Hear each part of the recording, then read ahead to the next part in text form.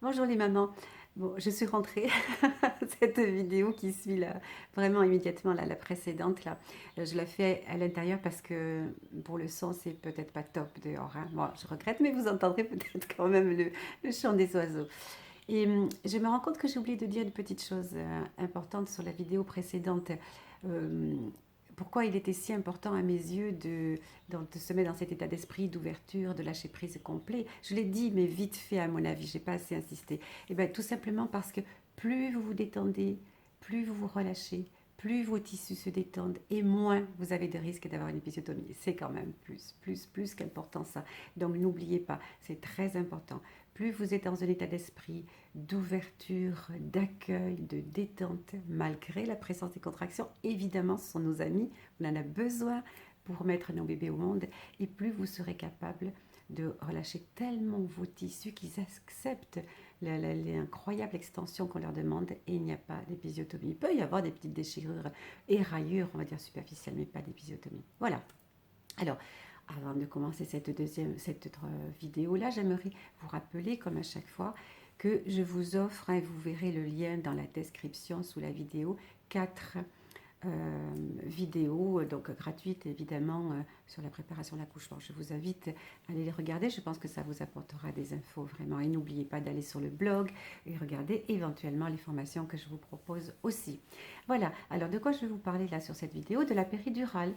De la péridurale, voilà, pas des indications, contre-indications, etc. Tout ça, vous trouverez, il y a des infos un peu partout. Moi, j'écris beaucoup de choses aussi dessus. Allez sur le blog encore une fois, mais des conditions dans lesquelles il est intéressant de poser une péridurale, ni trop tôt ni trop tard. Alors, maintenant, on ne pose plus, comme ça a été l'époque, ça a été fait à une trentaine d'années, des péridurales avant tout début de travail, ou en début de travail, c'était absolument catastrophique. Les femmes n'avaient strictement aucune sensation, on était obligé de forcer sur les produits pour provoquer des contractions qui ne venaient pas spontanément. Les résultats étaient vraiment dramatiques. Non, c'est fini. On attend que vous soyez en travail.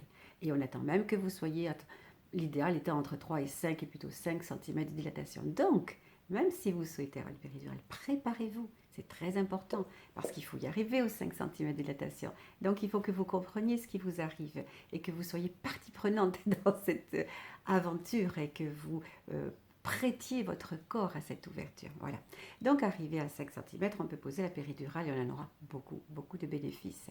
Et puis, il arrive qu'on pose la péridurale à la fin, hein, à partir de 7, 8, 9 cm. 9 cm, moi je trouve que c'est un petit peu, presque un petit peu dommage. Bon, après, il y a des circonstances bien particulières, je l'admets.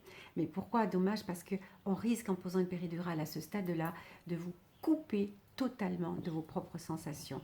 Et au moment de l'expulsion, qui suivra de quelques secondes, parfois quelques minutes, la pose de la péridurale, vous ne sentirez rien. Vous ne serez donc pas capable d'aider. Alors vous allez le faire quand même. Certains d'entre vous vont très bien y arriver, mais en créant l'image dans leur tête, ce qui veut dire que l'accouchement devient quelque chose de quasi de cérébral, puisque c'est dans la tête que ça se passe, et pas de j'allais dire de sensuel, mais pas de physique en tous les cas, parce que vous ne sentez pas l'envie de pousser. Ça, c'est pas top. Vraiment, ce n'est pas top, parce que l'efficacité est faible par rapport à ce que vous êtes capable de faire lorsque vous sentez. Lorsque vous avez envie de pousser, c'est pas difficile de pousser. Ce qui est difficile, c'est de se maîtriser lorsqu'on vous demande d'arrêter de pousser pour laisser bébé finir de sortir tout seul. Alors, surtout, si vous arrivez à 8 ou 9 cm de dilatation et qu'il n'y a pas de nécessité absolue à vous poser une péridurale,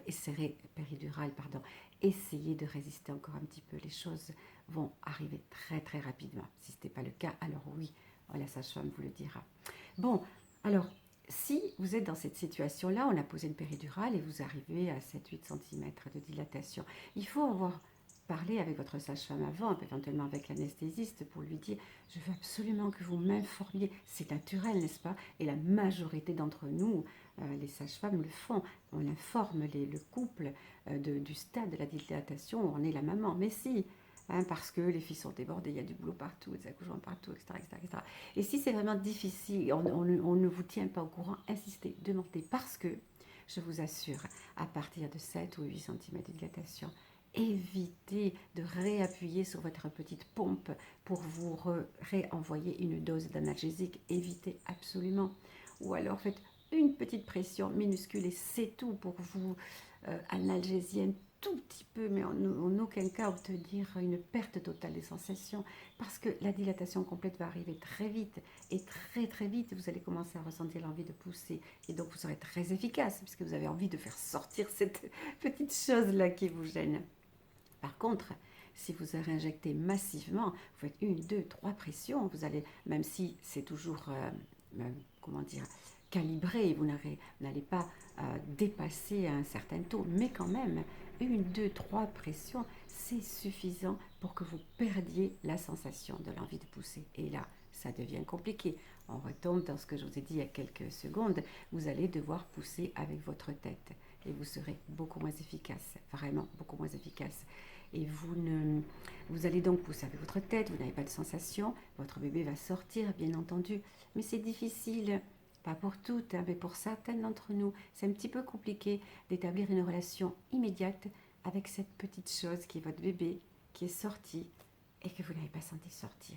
Non, le lien d'attachement est extrêmement lié au passage du bébé dans notre corps, dans le toboggan, là, au niveau de la vulve. C'est très très lié, hein, il y a des corrélations qui se font. Moi, je crois que dans un article, je dis, je crois, que le lien d'attachement se tricote tout au long du passage, bon, bien avant évidemment aussi, mais là, au moment de l'accouchement, tout au long du passage du bébé dans le toboggan. Donc, ressentir ce qui se passe à ce moment-là, c'est essentiel. Voilà les mamans, il y a beaucoup d'autres choses à dire, hein, mais ça c'est l'essentiel. Pourquoi? Si on a une péridurale, il est important d'être vigilante pour ne pas s'analgésier de manière massive sur la fin, pour que vous conserviez toutes les sensations et que vous puissiez accueillir votre bébé dans les meilleures conditions possibles. Voilà mes petites mamans, je vous embrasse, je vous dis à très vite. Ciao ciao.